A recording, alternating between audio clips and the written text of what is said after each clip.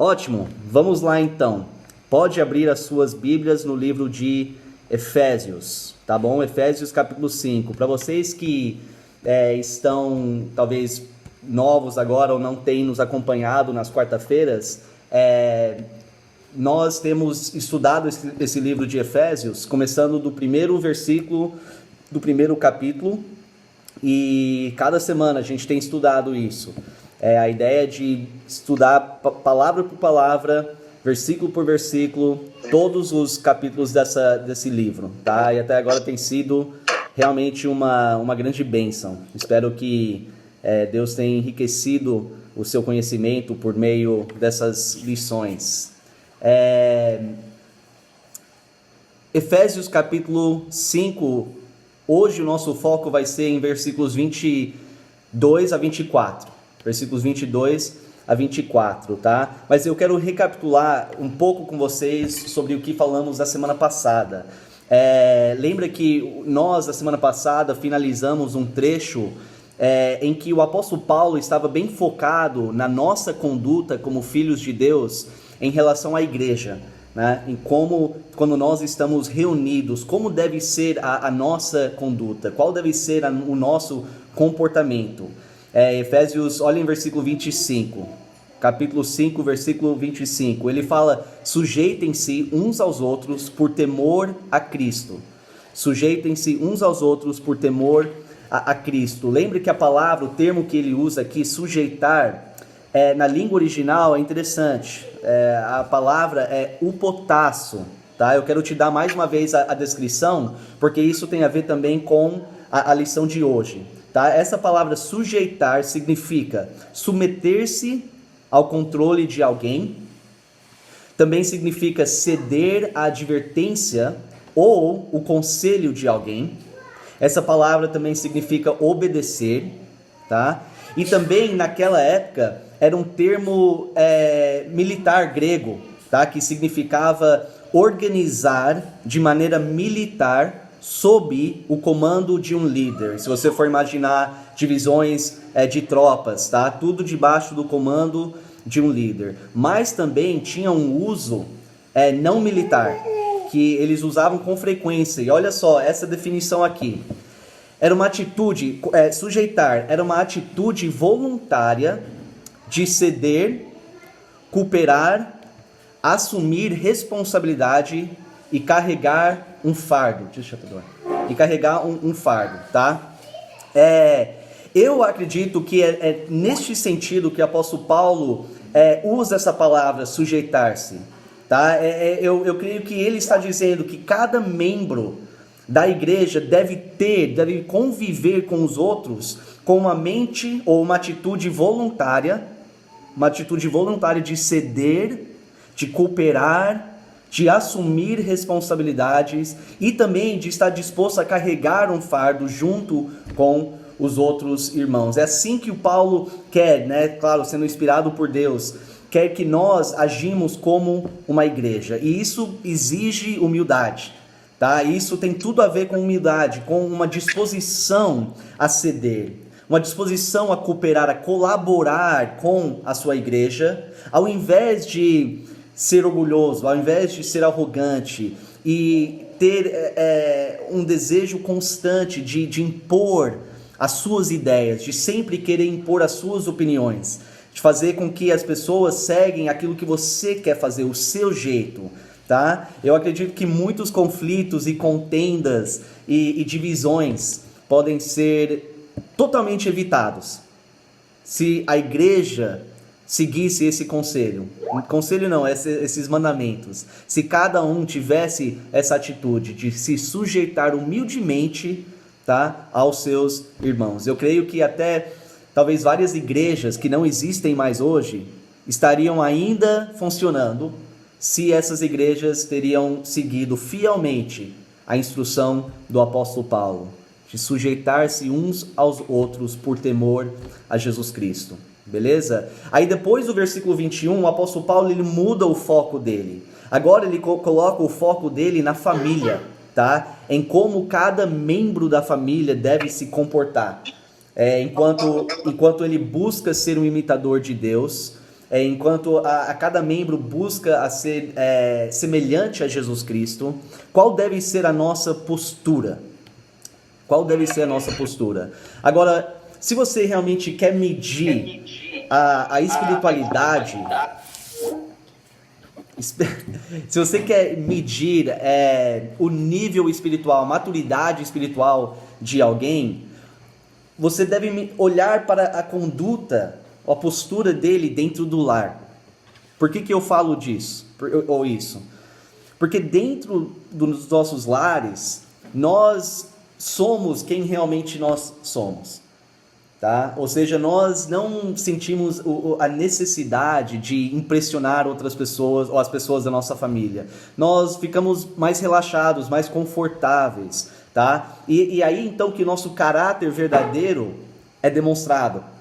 Nós estamos mais expostos dentro de casa. Lá fora nós podemos disfarçar. Lá fora podemos dar uma aparência de ser um cristão mais maduro, um cristão mais santo, uma pessoa que realmente busca a Deus, que teme ao Senhor.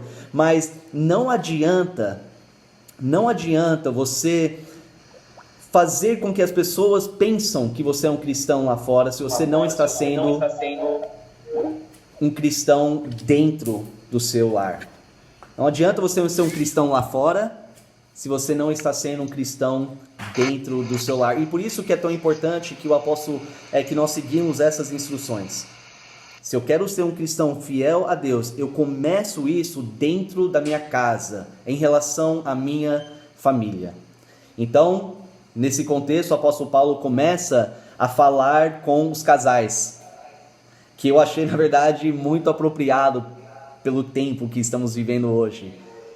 Eu sei que vocês têm passado muito mais tempo, vocês que são casados, muito mais tempo nessa época de quarentena com os seus cônjuges.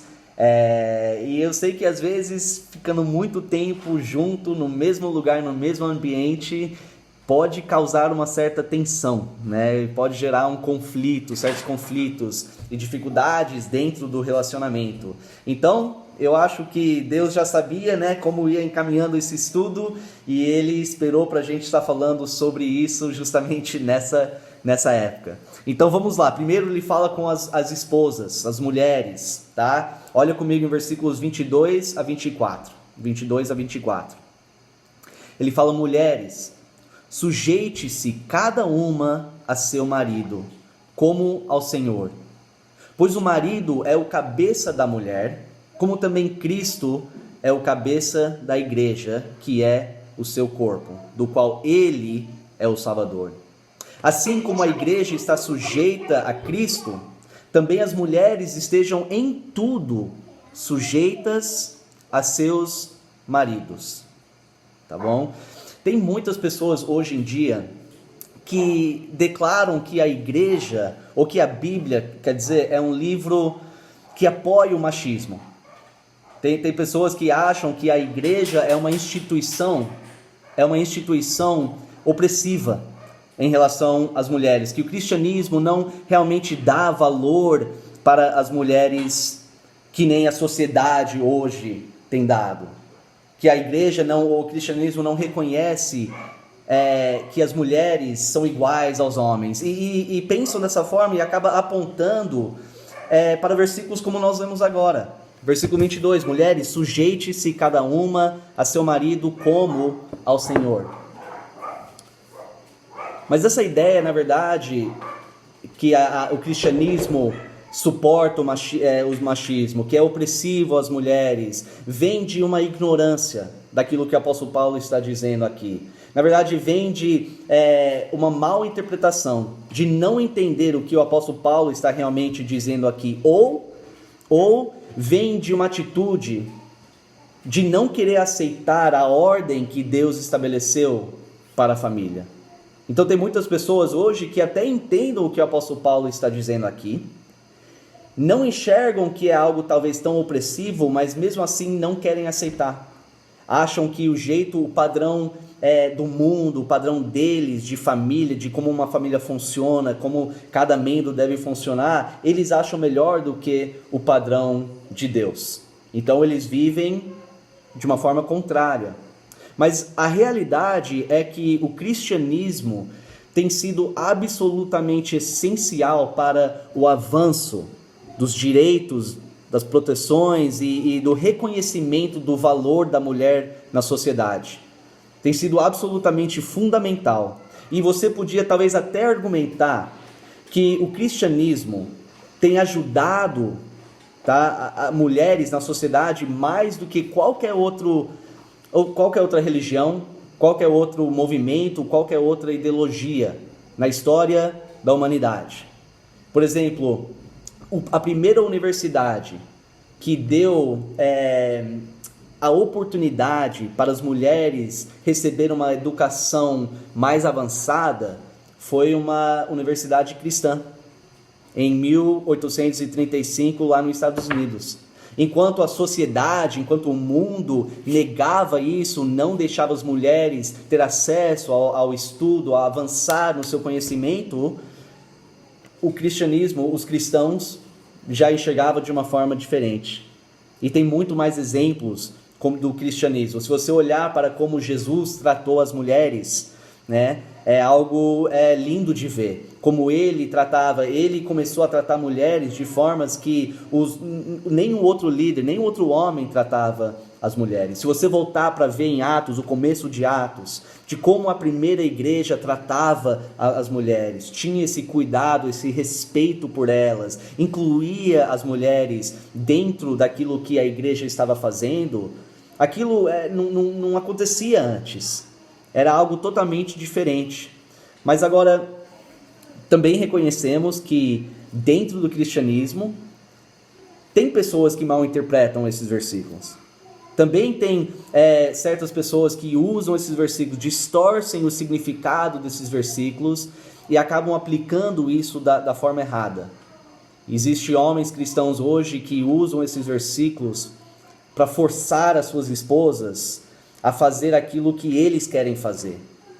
Independente de como a esposa pensa, daquilo que ela sente, independente da opinião dela, ele usa esses versículos para falar, não, você vai me seguir, acabou o assunto, não tem como você me questionar, porque a Bíblia fala que você tem que ser sujeita a mim. Esses homens usam esses versículos para manipular, para dominar as suas esposas. Eles se enxergam como uma autoridade suprema sobre a família, intocável, inquestionável, ninguém pode questionar, ninguém pode dar a sua opinião. Ele acaba agindo mais como um ditador dentro da sua família do que um homem de Deus, do que um homem que realmente ama, que apoia, que cuida da sua família. E eu quero deixar bem claro aqui que eu rejeito 100% essa mentalidade. Eu rejeito 100% essa mentalidade. Tá? O fato é que o apóstolo Paulo não estava ensinando isso quando ele escreve para as mulheres se sujeitar aos seus maridos. Aliás, lembra em quem inspirou o apóstolo Paulo a escrever essas coisas? Quem foi que inspirou? O próprio Deus que criou as mulheres com carinho, com perfeição, exatamente como ele quis. Então você acha que Deus agora quer que os homens maltratam e tratam as suas esposas, a criação dele, como empregadas apenas, ou como escravas, pelo qual ele pode dominar? Com certeza não. Então vamos olhar mais uma vez, mais de perto para esses versículos, para entender o que significa isso e como deve ser aplicado nos nossos lares. Versículo 22, mulheres, sujeite-se cada uma a seu marido como ao Senhor. Colossenses 3,18, nós vemos esse mesmo instrução ecoado pelo apóstolo Paulo. Colossenses 3,18, ele fala, mulheres, sujeite-se, e essa palavra aqui, sujeite-se, é aquela palavra que falamos no começo, hipotácio. Então, mulheres, sujeite-se cada uma a seu marido como convém a quem está no Senhor. Então, vocês mulheres que são esposas, entenda que é a vontade de Deus que você se sujeita ao seu marido, significando que você deve ter uma atitude voluntária de ceder ao seu marido. uma atitude voluntária de ceder às advertências, os conselhos dele, de cooperar e colaborar com o seu marido, de estar assumindo junto com ele responsabilidades e carregar um fardo junto com ele, enquanto vocês caminham nessa vida. Mas a pergunta que surge é como que isso deve ser feito. Se você olhar para o final do versículo 22, ele fala como ao Senhor. Então ele fala: mulheres, sujeite-se cada uma a seu marido como ao Senhor. E eu pergunto para vocês, como que você se sujeita ao Senhor? É com peso no coração? É por mera obrigação? Eu creio que não. Eu creio que você sujeita ao Senhor, a Jesus, por aquilo que Ele tem feito por você, por quem Ele é, voluntariamente. Você sabe que não tem ninguém te forçando a seguir Ele, a ceder, a se submeter à autoridade e o senhorio de Jesus Cristo. É algo que você faz de boa vontade, é algo que você faz alegremente. O apóstolo Paulo está dizendo: da mesma forma que você se sujeita a Jesus alegremente, de boa vontade, voluntariamente, você deve também se sujeitar ao seu marido. Mas infelizmente, existem muitas guerras dentro dos lares, em relação aos homens e às suas esposas, em questão de controle.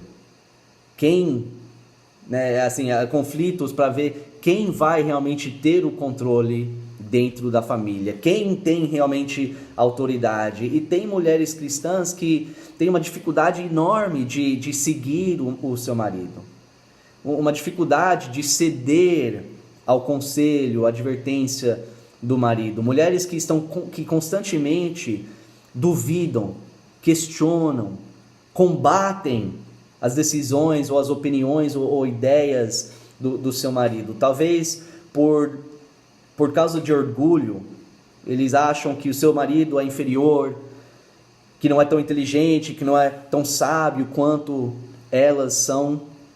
Ou talvez não confiam que o seu marido consiga realmente administrar, governar a sua família. E por falta de confiança, muitas nem querem dar chance para o marido cumprir esse papel dentro da família. Agora, eu sei que o marido não é perfeito. E às vezes ele dá muitos motivos para as mulheres não querer ceder, não querer se sujeitar, não querer seguir a liderança.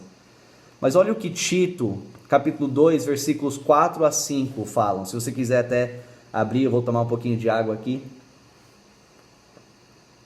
Tito, capítulo 2, versículos 4 e 5. O apóstolo Paulo escreve para Tito e ele fala assim: assim poderão orientar as mulheres mais jovens a amarem os seus maridos e seus filhos, a serem prudentes e puras, e estarem ocupadas em casa, e a serem bondosas e sujeitas a seus maridos, a fim de que a palavra de Deus não seja difamada. Você já parou para pensar nisso? Que a palavra de Deus pode chegar a ser difamada por aquelas que se chamam de cristãs, mas não obedecem esses mandamentos, não se submetem, não são sujeitas, não têm essa atitude voluntária de ceder, de colaborar, de cooperar, de assumir responsabilidades junto com os seus maridos. E infelizmente, você pode até atrapalhar ou impedir que o seu marido cumpre o seu próprio papel dentro da casa, por meio das suas atitudes, por não querer se sujeitar. Aí tem uma outra pergunta válida para fazer aqui. Por quê? Por que Deus pede isso das mulheres? Por que Deus instrui as mulheres a ser sujeitos aos homens e não ao contrário? Será que é porque as mulheres são inferiores aos homens? Será porque são menos capazes, menos dignas do que os homens? tem muitas mulheres que pensam nisso. Acham que ensinar uma mulher a se sujeitar ao seu marido significa que ela é inferior ao homem, ou de menos valor do que o homem, ou menos inteligente, menos capaz. Tem mulheres que enxergam esse ser sujeito ao seu marido como um sinal de fraqueza, ou pensam que isso significa que agora tem que ser escrava, agora tem que ser empregada, tem que fazer tudo que o marido manda sem questionar, independente se é certo ou errado, ou como vai prejudicar a família. Tem alguns que pensam que isso significa que não pode ter uma voz no relacionamento, não pode ter uma opinião, não pode ter uma sugestão, não pode questionar, não pode fazer perguntas, ou que a mulher tem que ficar com a cabeça baixa e silente diante do marido, ou que a opinião dela não é válida, ou que ela não pode tomar decisões para si mesma, que tudo que ela faz, tudo que ela pensa tem que ser de acordo com a permissão do marido. E infelizmente, gente, essa mentalidade tem sido propagado pela nossa cultura, tem sido propagado pela nossa sociedade. Crianças, meninas, desde cedo, infelizmente, estão sendo indoutrinados, até nas próprias escolas, nas redes sociais, no YouTube, indoutrinados e levados a acreditar que ser sujeito ao seu marido é errado, é degradante para as mulheres. E aí que entra a responsabilidade de você, que talvez é esposa e mãe, e tem filhas. Será que você tem ensinado a sua filha que ser sujeito ao marido, a seguir a liderança do seu marido, que isso é algo bom, que isso é algo agradável, que isso é algo que mantém harmonia e paz dentro do lar? Será que pela sua postura, pela sua conduta, é isso que você está ensinando às suas filhas, os seus filhos? Ou será que você tem demonstrado o contrário, que você está ensinando para as suas filhas? Porque olha, eles estão olhando, eles enxergam, eles analisam a forma com que você e o seu marido se relacionam. As palavras que você usa ao falar com ele, se é de respeito, se é desrespeito, eles enxergam tudo. Então você tem uma grande responsabilidade. Enquanto o mundo está dizendo é errado, é degradante, é fraqueza, é ser dependente ou se sujeitar a um homem, você dentro do seu lar deve estar ensinando ao contrário por meio da sua postura. Ensinar que é bom, ensinar que é agradável, ensinar que isso é certo diante de Deus. E ao agir dessa forma, a família tem mais sucesso, a família é mais próspera, a família é mais feliz, tá? Eu quero deixar bem claro que as instruções do apóstolo Paulo não tem nada a ver com valor, tá? Não é questão de fraqueza ou inteligência. Aliás, o próprio apóstolo Paulo, que escreve para essa igreja em Éfeso, também escreveu isso em Gálatas 3, 26 a 28. Gálatas 3, 26 a 28. Olha o que ele também fala. Ele fala: todos vocês são filhos de Deus, mediante a fé em Cristo Jesus. Pois os que em Cristo foram batizados, de Cristo se revestiram. Olha só aqui: não há judeu nem grego, escravo nem livre, homem nem mulher, pois todos são um em Cristo Jesus. Então o apóstolo Paulo aqui estabelece claramente que em questão de essência, em questão de valor intrínseco, a mulher e o homem estão no mesmo patamar, que não tem diferença diante de Deus. Diante de Deus, o homem e a mulher são igual em questão de valor, em questão de essência são iguais. Mas, aqui a diferença, aqui, em questão de função, realmente o homem e as mulheres são diferentes. Tem essa grande diferença em questão de função. Olha comigo em 1 Coríntios 11, versículo 3.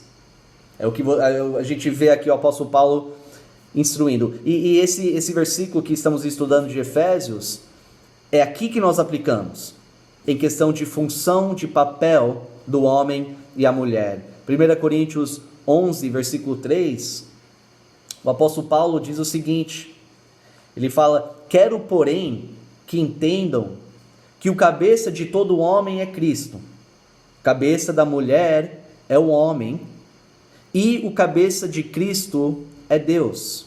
O que ele está dizendo aqui? Ele está dizendo que Deus estabeleceu uma ordem para a família, que Ele tem estabelecido uma função, um papel para cada membro da família. E na sua soberania, Deus escolheu a estabelecer o homem para ser o líder da sua família. Ele deu para o homem essa responsabilidade de governar, de liderar, de administrar a sua família, mas não apenas em questão das coisas deste mundo, questão de negócios, de decisões, de educação, de disciplina, de provisão, mas principalmente na área espiritual. Tem dado o homem esse papel de ser o líder espiritual da sua família. Mas nota aqui que só porque existe essa diferença de função, não significa, e também essa diferença de autoridade, não significa que um é inferior ao outro. Se você olhar novamente para 1 Coríntios 11, versículo 3, olha para o final. Ele fala que o cabeça de Cristo é Deus. Então ele tem Deus como autoridade em função, ele tem Cristo, ele tem o homem e ele tem a mulher.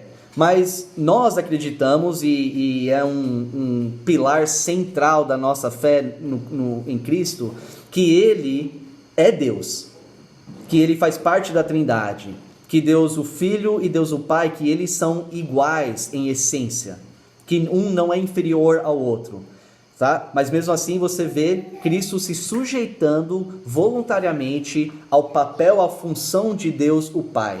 Então mesmo que Deus o Pai é o cabeça de Cristo, não significa que um é inferior ao outro. E é a mesma coisa entre o homem e a mulher. Um tem autoridade, é o cabeça da mulher, só que isso não muda em questão de valor e superioridade ou inferioridade diante de Deus. Agora volta para Efésios. Efésios, olha comigo em versículo 23.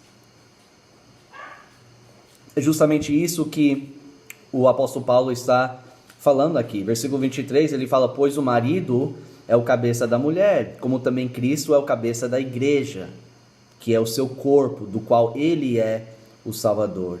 Então, Jesus, ele governa a sua igreja espiritualmente, ele salvou a igreja, ele cuida da igreja, ele providencia pela sua igreja, ele tem autoridade sobre a sua igreja, e a igreja se sujeita e segue a liderança dele, a direção dele, enquanto nós prosseguimos em frente. E é aí que em versículo 24 ele fala: é assim como a igreja está sujeita a Cristo, também as mulheres estejam em tudo sujeitas a seus maridos. Agora, antes que os maridos comecem a bater palma, tá, e olhar para sua esposa e falar: você viu? É em tudo que você tem que ser sujeito. Calma, tá? A igreja segue Jesus e sujeita a ele em tudo, porque ele é perfeito. Ele governa a sua igreja com sabedoria perfeita, discernimento perfeito e com todo o poder. A igreja, sem questionar, sem resistir, sem duvidar, se sujeita em tudo a Cristo. Homens, nós não somos Cristo. Ou seja, às vezes, ou talvez muitas vezes, acabamos liderando ou tomando decisões que nem sempre são tão sábios, ou nós não discernimos algo corretamente, tá? Então, nem necessariamente em tudo você deve se sujeitar ao marido, especialmente quando isso vai contra a palavra de Deus. Ou seja, a mulher tem que seguir em tudo enquanto o marido está se submetendo e se sujeitando a Cristo. Mas se o marido quiser fazer algo errado, se o marido quiser levar a família num caminho que prejudica, um caminho que vai levar essa família à destruição, se o marido quer tentar impedir a mulher de buscar o Senhor ou de ir para a igreja, aí é quando a mulher deixa de ceder a ele. Entendeu? Isso é importante. É importante.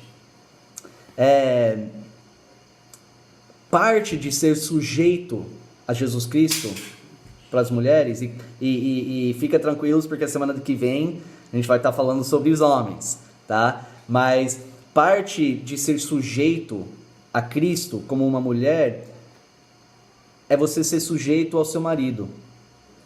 Ou seja, você não pode pensar que você pode estar sempre combatendo, sempre indo contra o seu marido, sempre brigando, sempre desrespeitando, vivendo em conflito com o seu marido, e no mesmo tempo estar sendo sujeito a Jesus Cristo, ao mesmo tempo estar em harmonia e comunhão com o seu Salvador. Não funciona dessa forma.